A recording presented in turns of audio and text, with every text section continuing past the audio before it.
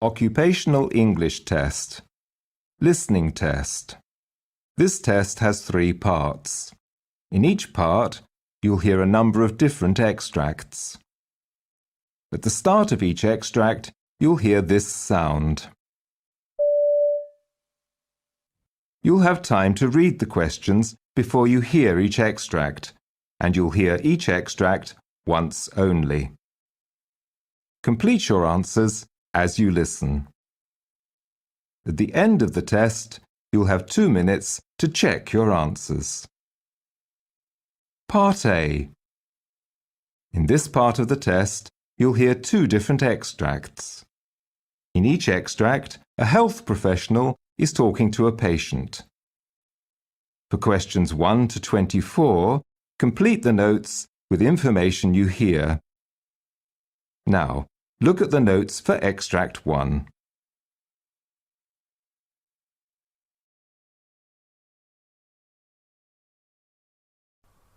Extract 1. Questions 1 to 12. You will hear part of a consultation between a psychologist and a patient called Mr. Barry. For questions 1 to 12, complete the notes with a word or short phrase.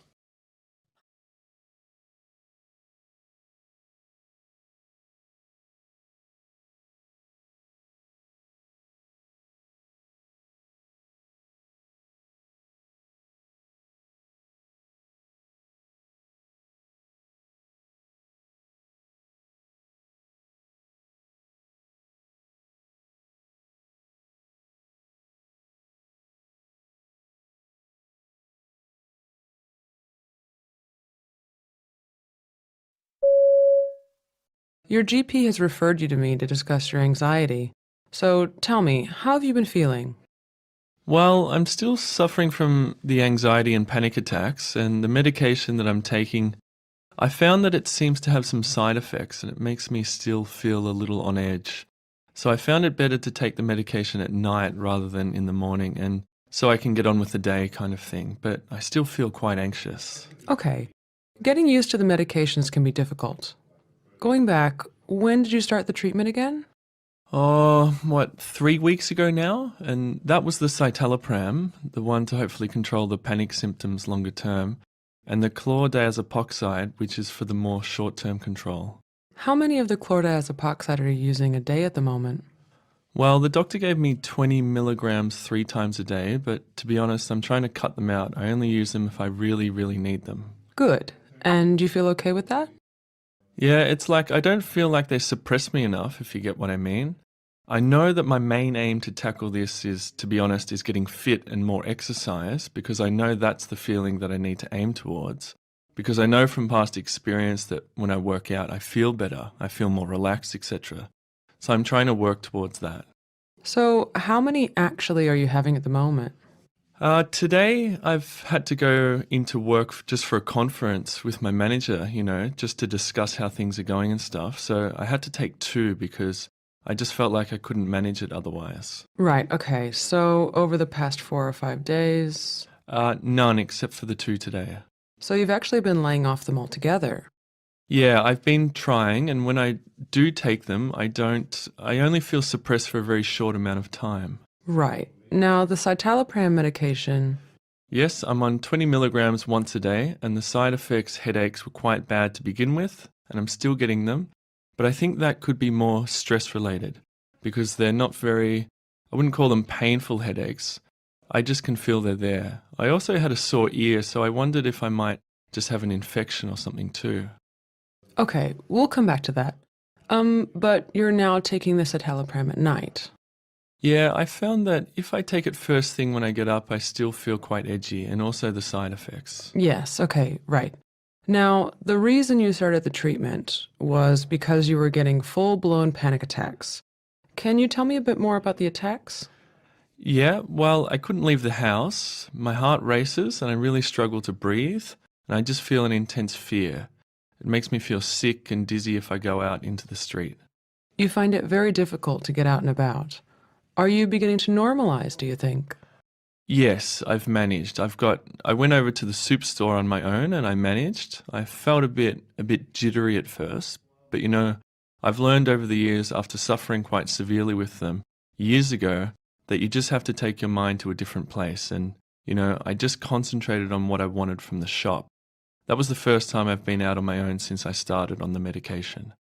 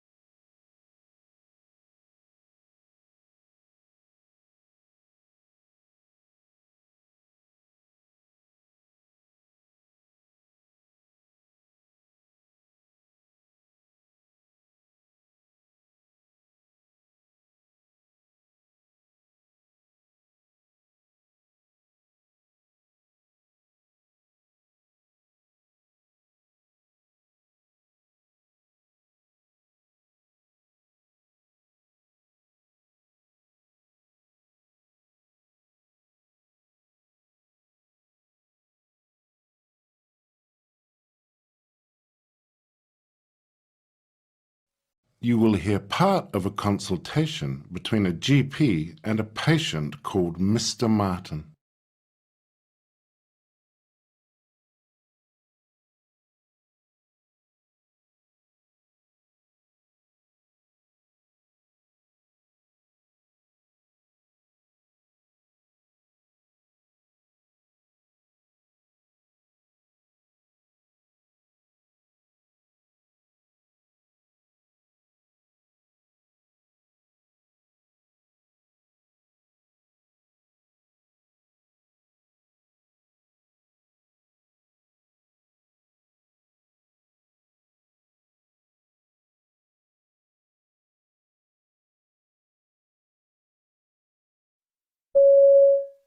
How can I help you? Well, I've come about my stomach. I've had problems with it over the years, on and off, but at the moment it seems to be worse again. Mainly kind of just real sore feelings across here. Okay. When you get the pain, where is it exactly? Can you show me? Yes, it's here. It's sort of across the upper part of the tummy and down here to the middle of the tummy. Uh-huh. And how would you describe the pain? Could you put words to it? It's more sore. I can't say it's a real pain. It's more a sore feeling and like irritation, maybe? Right. Does it move around or is it always in the same place? Yeah, I mean, sometimes it always seems to start here in the middle, kind of. I can feel a bit there now, but I've had it more down each side as well, and I didn't know. At one point I wondered whether it was my kidneys or something, or whether it's still the same thing. I don't know. Okay. And you said it's both sides. Do you mean together or does it sort of flip from one side to the other? Yeah, not together. It goes from one side to the other. So it really moves around this pain, doesn't it?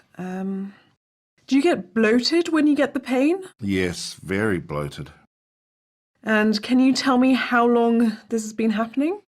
Well, I first had it several years ago. I had it when I was working, and a doctor I went to see said then it was probably irritable bowel. That was 4 years ago. Right. Was the bloating a part of that too? Yes. And did things settle down for a period of time? Yeah, they settled down when I was watching my diet much more, and when obviously I wasn't as stressed. I'd given up work. Okay. What about your bowels? Can they be a bit variable? Yes, very much so. Could you tell me a bit more about that? Well, I've always had a bit of a problem with constipation, mainly. But I mean, I'm going just recently going perhaps a couple of days and not really going. And then, like in the last couple of days, every time I eat, I seem to want to go. Right. And are you getting loose motions? It's loose, yes. Right, okay.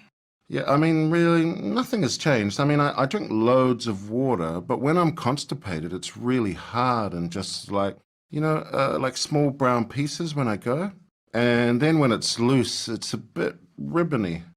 I've always had a bit of a ribbony movement. Yes. Is it true diarrhea or not? No. No. Okay. Have you passed anything unusual looking? Any blood or slime or anything strange? No, I haven't. Haven't passed black motions as far as you know? No. When you had the IBS before, what sort of things did you do for it? I think Dr. Dorsey gave me some Colofac, is it? Or something like that? Yes, that sounds right. Was that helpful? Kind of. Because she explained to me about a kind of a spasm thing. But I just kind of watched what I ate again. I mean, it's probably worse if I don't go to the toilet. And so, I try to eat things and, to make sure I do go without taking anything, without any laxatives of any description. And then I know it's probably really old-fashioned, but I take peppermint oil. You know the capsules?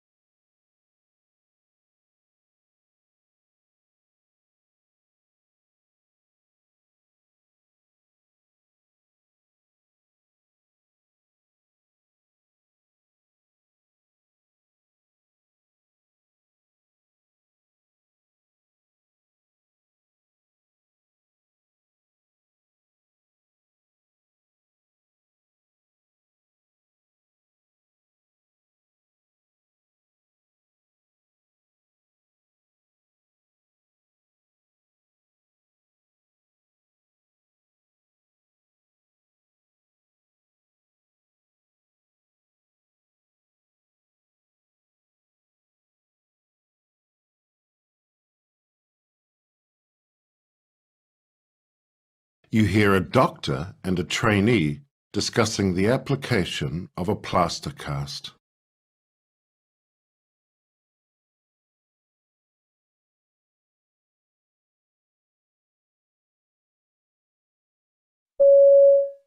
So let's discuss the short arm cast that you're going to apply. What are the steps? Well, first, I need to examine the area and check the x-rays to see if surgery is needed. For the cast, first I'll apply a stockinette with a hole for the thumb, and then I'll wrap the arm in a web drill for padding. After that, I need to immerse the roll of plaster in water. Right. And what should you point out about the plaster? I need to warn the patient that it may feel hot as it starts to set. How long does it take to dry? The cast may feel dry to the touch in a few minutes, but it isn't fully dry for 72 hours. What's the last step? After I've applied the cast, I need to take another x-ray to confirm that the fracture has been reduced.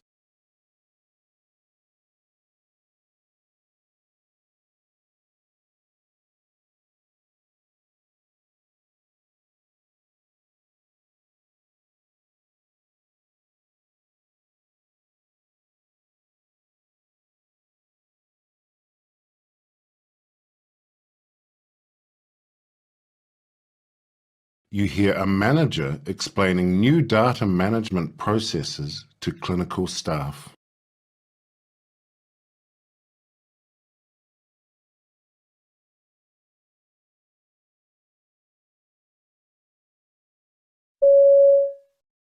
Yes, in the back. You had a question?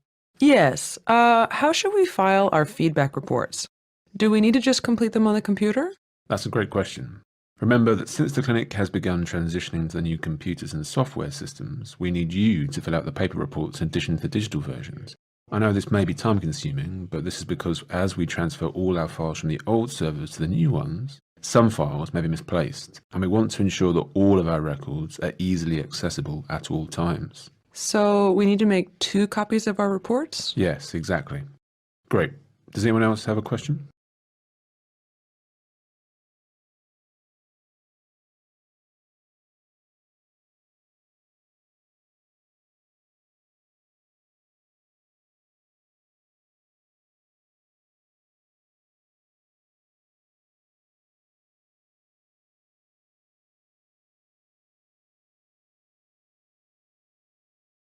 You hear a presentation about the introduction of a new type of wound dressing.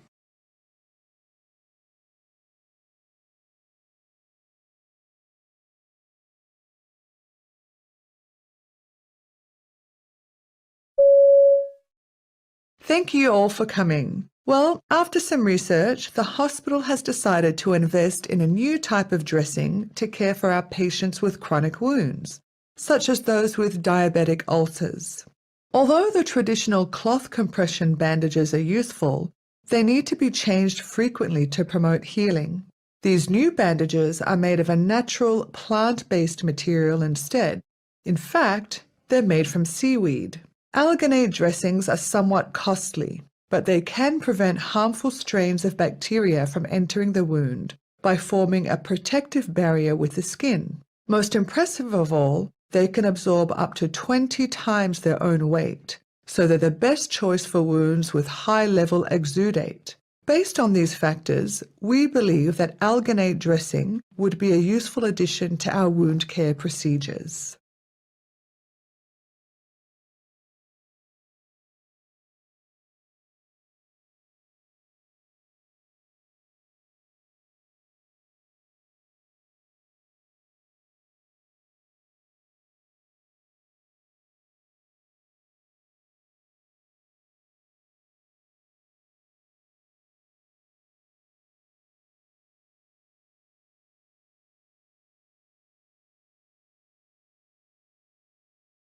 You hear 2 hospital managers discussing completion rates for an online course.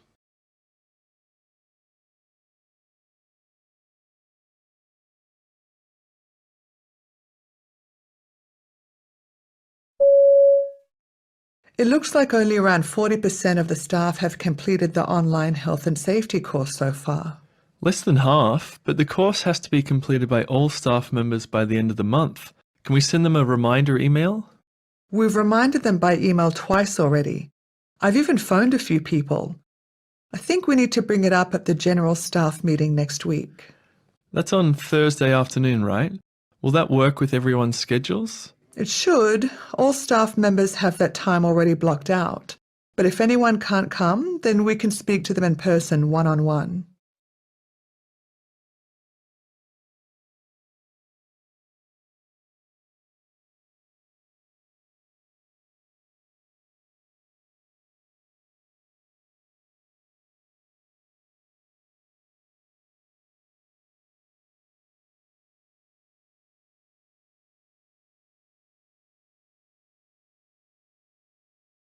You hear 2 colleagues discussing an online training course.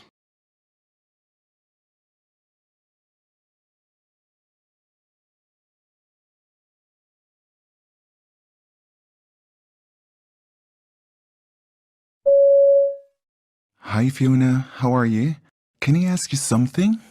Sure, Mug. What's up? Have you done that online training for a new record management process? Yeah, I did it on the weekend. It was supposed to take 10 minutes, but it took me ages. Did you have any trouble with it? I mean, any technical problems? Not really. I couldn't log in for a bit, but that was just me getting my password wrong. After that, it worked fine. Why? I keep getting this email that says I haven't finished all the activities, and then when I log in, it says I've completed everything. It's driving me crazy. Did you ring the IT help guys? Yeah, they reset it, but it didn't do anything. I really don't want to do it again. No, you shouldn't have to. Maybe just send the register an email and let her know that you've done it. Maybe she can fix the issue.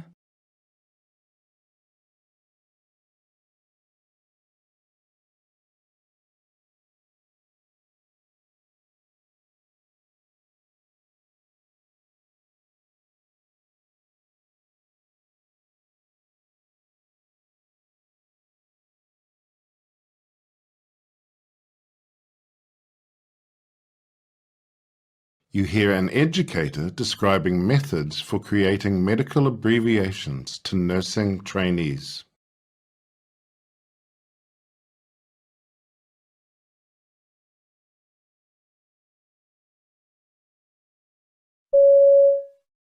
A technical name for the use of first letters is initialing, but I prefer to use the phrase the first letter rule for this method. Abbreviations using the first letter rule commonly identify diseases and diagnostic tests.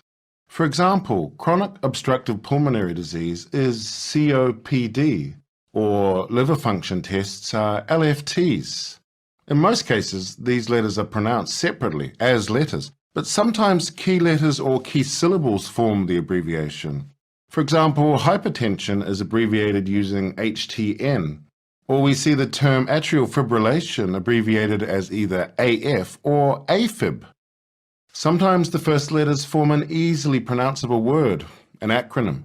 For example, acquired immune deficiency syndrome becomes AIDS, or severe acute respiratory syndrome becomes SARS. Understanding these principles will help you to more quickly learn the many abbreviations used in local clinical settings.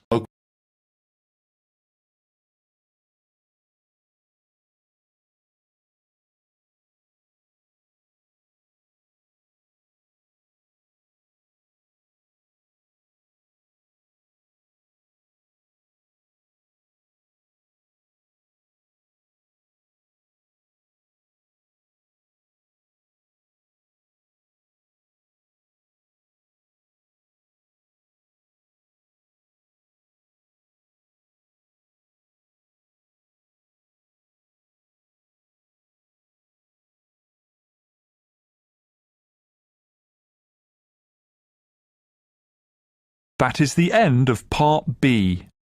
Now look at Part C.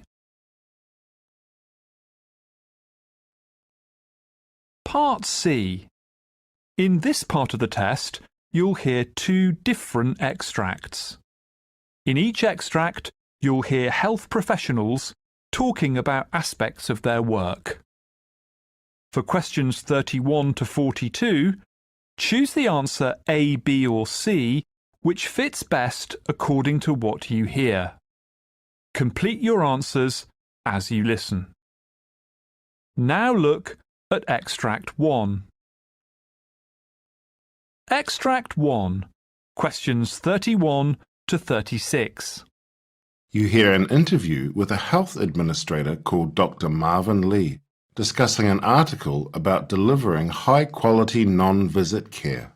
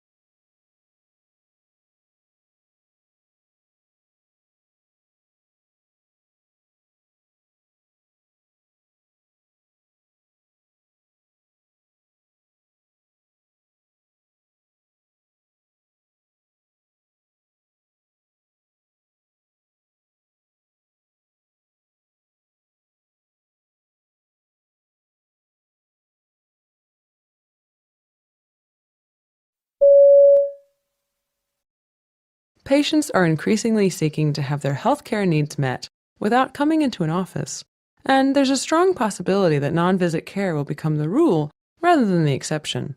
I'm Jan Dean, and my guest today is Dr. Marvin Lee, co-author of a recent Perspective article about strategies for delivering high-quality non-visit care. So, Dr. Lee, what do you think that the transition to non-visit care systems will look like? Well, I actually think you'll see a variety of responses. Existing medical institutions will pilot and are piloting these programs and gradually scaling them up. And at the same time, of course, new organisations are entering the market and changing practices, changing how things are done. So I think it'll be a mix of both of these. And really, my sense of this is that it first has to start with culture, developing a culture for non-face-to-face medical care. Oh, I see. Could you say just a bit more about what you mean by culture here? So what I mean is, if you create a culture in an existing medical organisation where an in-person visit is viewed as what you do after you have tried in a very safe and highly effective way to meet a patient's need remotely, I think this will change the game for how generally your organisation will think about the practice of medicine. I do think that we'll see some existing organisations differentiate and make that leap over, yet some new organisations will perhaps be at the advantage of being able to start from scratch. So I think we'll see a blend of these two responses. I see.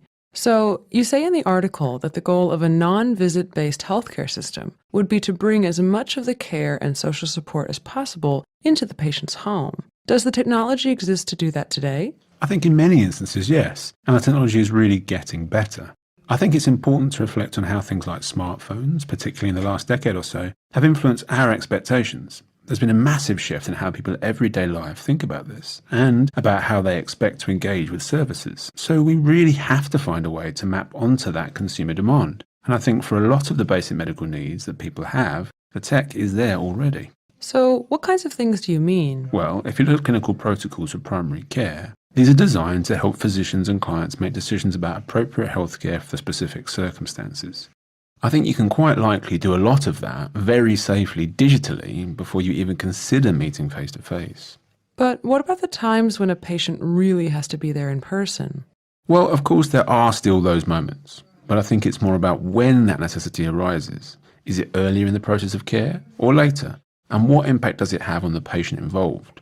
I think there are smart ways, when you do need in-person visits and interactions, to structure those so they have the least burden on the patient as possible. Could you give an example of what you mean? Well, one example we mentioned in the article is a scenario when a person has to provide a blood specimen or urine. They currently do need to be in person, but instead of building up an incredibly expensive office and lab infrastructure around a city, you could build up a very small collection of centres that would be cheap to operate. The patient could simply drop the specimen at the collection point nearest them for it to be forwarded to a lab, minimal fuss, and wait for the data you need. So you can accommodate these face-to-face moments efficiently. Finally, how can organizations go about trying to transition towards models that deliver high-quality non-visit medical care?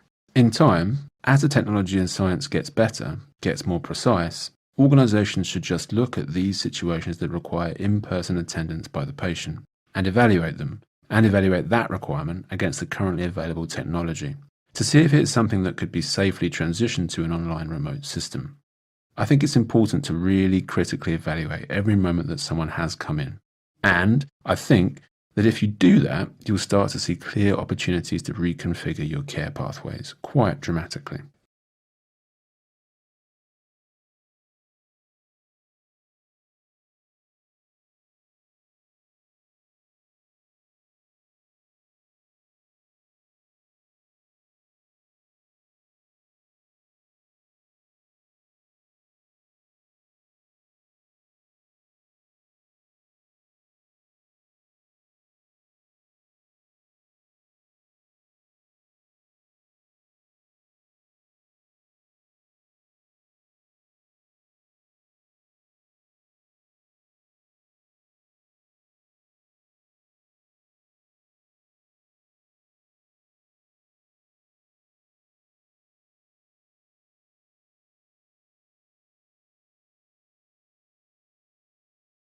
Extract 2. Questions 37 to 42. You hear an interview with a public health researcher called Dr. Pauline Davidson, discussing research on a secret safe injection facility in the United States.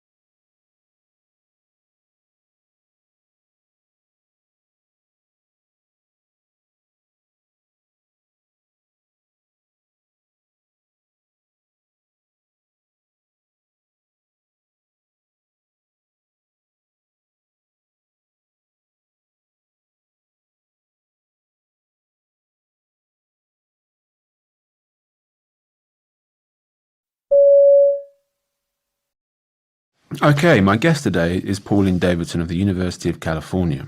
Dr. Davidson is here to discuss the findings of 2 studies that focused on the effect of a secret safe injection facility in the US. Dr. Davidson, thanks so much for agreeing to talk with me today. So, what was your big takeaway from your research? One of the things people have said about opening safe injection facilities in the United States is that the US situation is fundamentally different from that of other countries where it's being used successfully. It's an argument that just because it can work in Europe or Australia or Canada doesn't mean that it'll work here. The big takeaway from this research and all the data we have so far is that these kinds of facilities have a similar effect here in the United States as they do elsewhere. They reduce harms associated with drug use, and they reduce social nuisance associated with drug use in the same way they do elsewhere.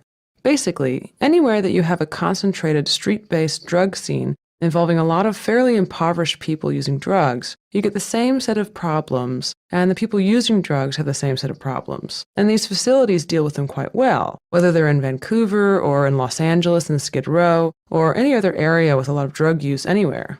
So, how did staff get the secret facility going? This is an organization that was providing other services to drug users. They were in this really frustrating situation where they had a lot of people they provided services to who were dying of overdoses. After looking at safe injection rooms and how those work elsewhere in the world, they realized that if they waited for advocacy to legalize these facilities in the United States, all their people would be dead. So, after a good deal of discussion about it, they decided to implement something along these lines. Initially, they started by re-equipping their bathroom, so it was better suited to safe drug consumption. But that had too many logistical problems. They couldn't use the toilets because drug users were in there. They had a spare room available, so they refitted that. They modeled it after the Vancouver facility and opened their doors to a group of their longer-term users, and continued ever since. What actually happens? How do they ensure safety and that kind of thing?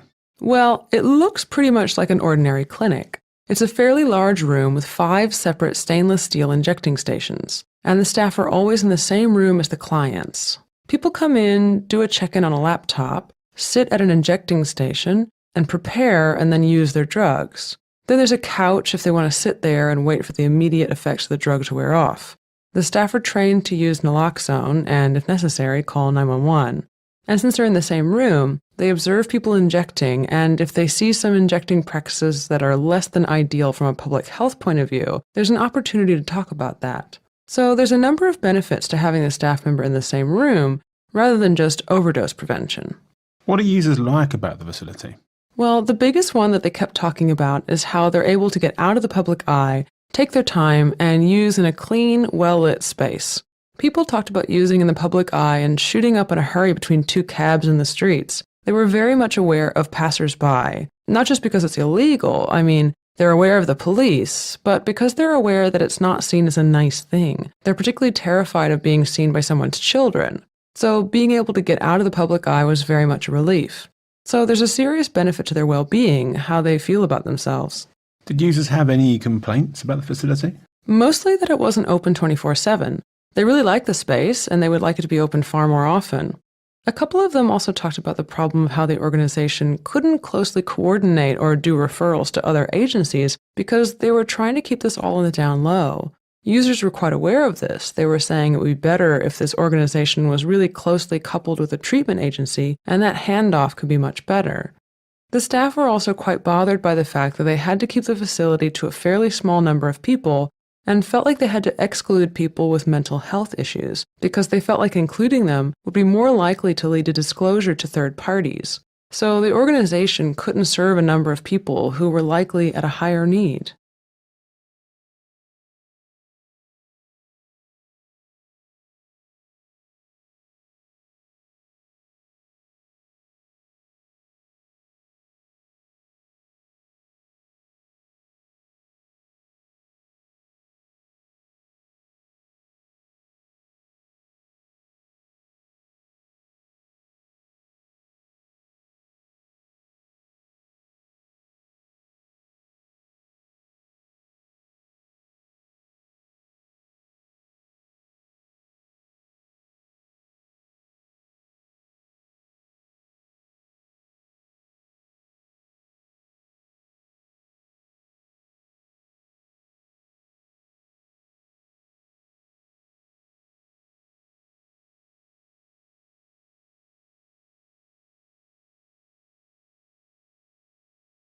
That is the end of Part C.